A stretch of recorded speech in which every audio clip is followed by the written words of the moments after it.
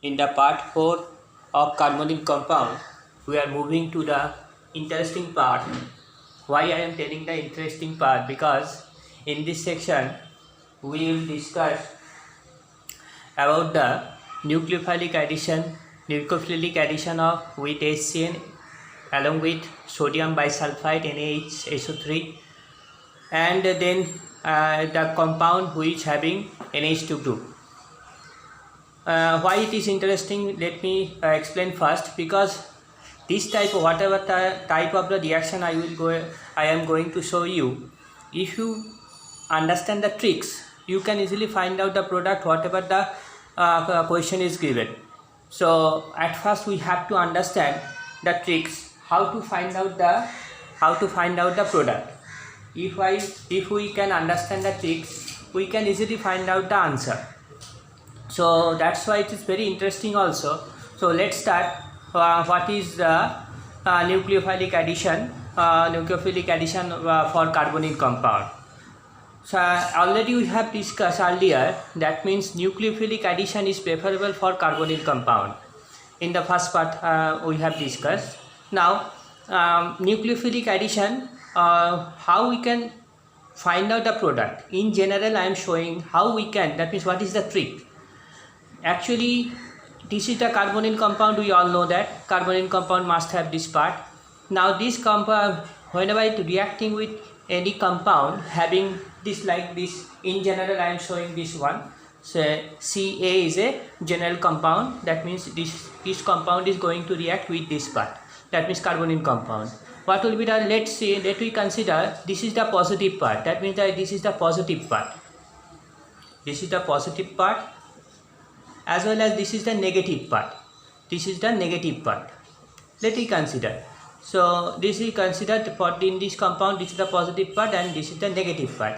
Always we have to remember that after the reaction, because it is the negative, oxygen is a negative one, it will attract the positive part and negative part will go to the carbon. So ultimately the product will be like this.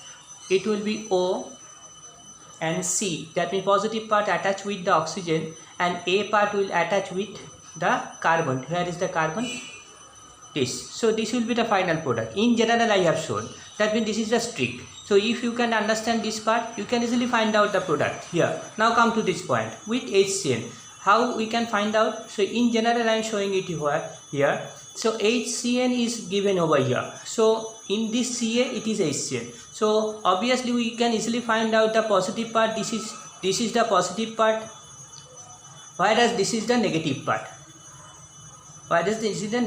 So I think it's very much clear. So what will be the product?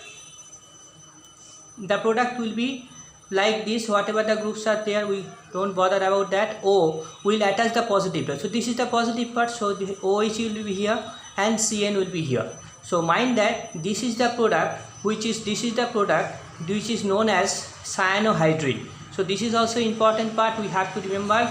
That means question may be asked, what is cyanohydrin? How we can prepare this? As for example, I am telling you, say this question is given CH3CHO, that means acetaldehyde react with HCl. So what will be the product? I think it is very much easy.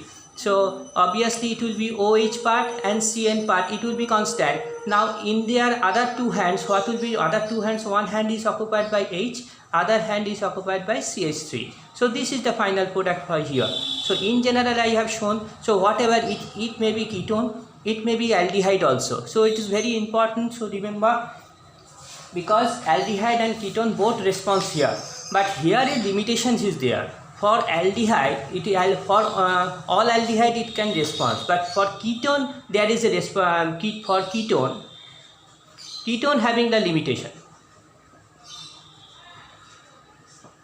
First of all, highly branch,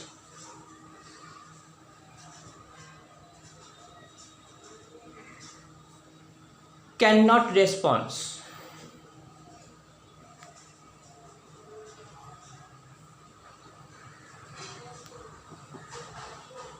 Most of aromatic ketone cannot response.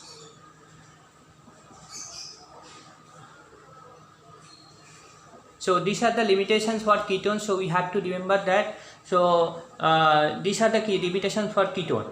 Now moving to the next part, the reaction with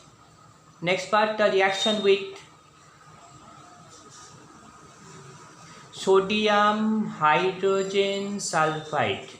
Same type of and the same type of reaction will be there, but mind that here it is the sodium is highly electropositive part. So at first we have to find out which part is actually reacting with the carbonyl part. So the first part, it is dissociated by this manner. So this part is actually directly going to attach with carbonyl part. So here carbonyl part is going to attach with this part. So addition product will be here. Again same thing, we have to think in this part which is the positive part. So I think we all clear, it is very much clear. So this is the positive part and this is the negative part. So ultimate the product will be again same thing, O will attach with the positive part, that means H here, and other part it will be SO3 minus. But mind that this is the product having the minus, so ultimately what is the final product, because in the medium Na plus is already there, so finally the product will be this. So I think it's very much clear, it is also the addition reaction, and the same limitation is applicable for ketone also, same limitation, whatever the limitation I have told here, same thing is applicable for here. Highly branched or branched cannot perform this reaction. Why? Due to steric problem. Steric problem for ketone. So all ketone cannot respond here. So this is the addition product, two addition product. I think the trick is already clear to all of us. So you can easily find out the product here. Now moving to the next part, the reaction. This is also very interesting one.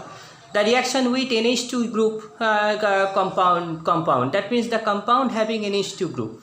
That means the compound, whatever the group compound it is there, if NH2 group is there, very interesting reaction is there. Actually it is the first addition will be there, then elimination of H2O will be there. Let's see what will be the product here. Ultimate, very easily we can remember the way of the reaction. Here dilute acid medium is required. After the reaction, what will be the product? Here mind that only very interesting thing, that means this is the H2O part. This H2O part will be liberated from the, after the reaction it will be liberated. So what will be the product?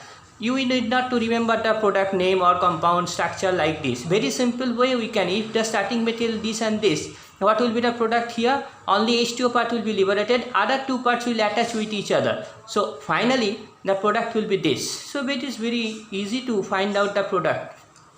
Let's start with specific example. With hydroxylamine. So first of all, I have selected the compound. This is hydroxylamine NH2OH. The compound name formula is NH2OH. So obviously the compound having the NH2, that means NH2 part. So what will be the result here? I think before I am completing, you have already solved this. If the last part it is clear to you, so dilute H plus is given. So ultimately what will be the product? Same thing, same rule. The H2 will be liberated. The product will be this. And this product having a special name. The name is oxime. This type of compound is known as oxime. So question may be asked in terms of oxime also.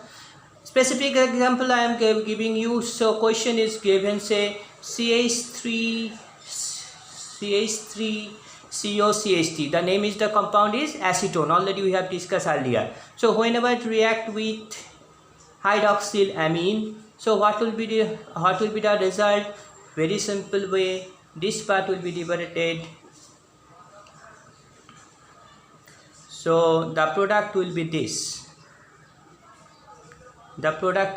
So this will be the product. CH3 and CH3 is here. So ultimate, this is the product. So I think whatever the compound is given, if carbonyl group is there, if NH2 group is there, same rule is applicable.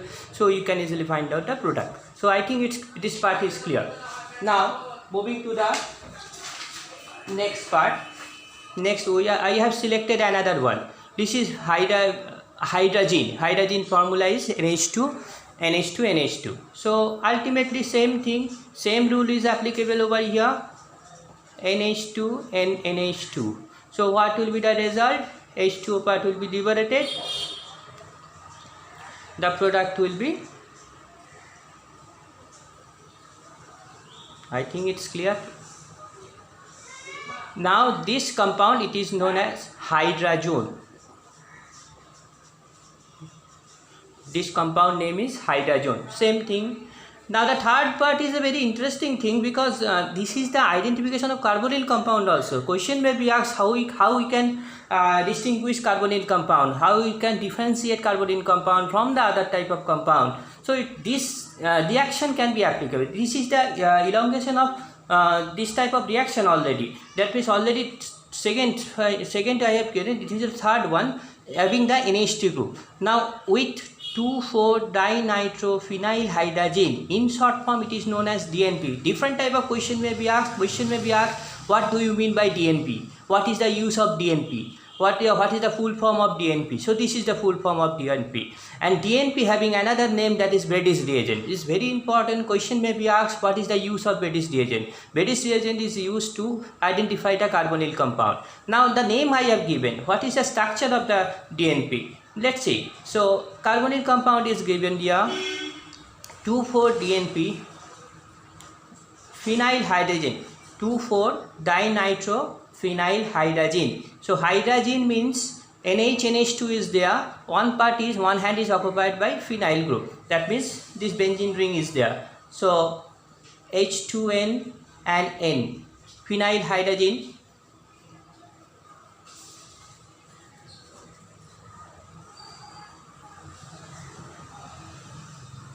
NH, then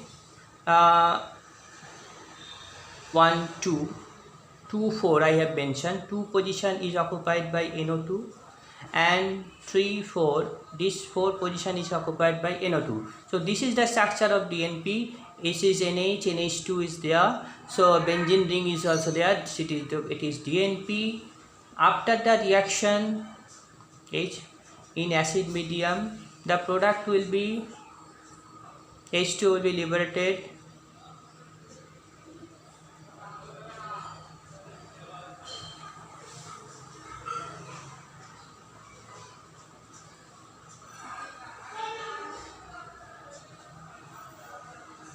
So this is the product here. How it is the very important product, because it is the precipitate, that means crystalline precipitate is prepared. Yellow reddish PPT is prepared.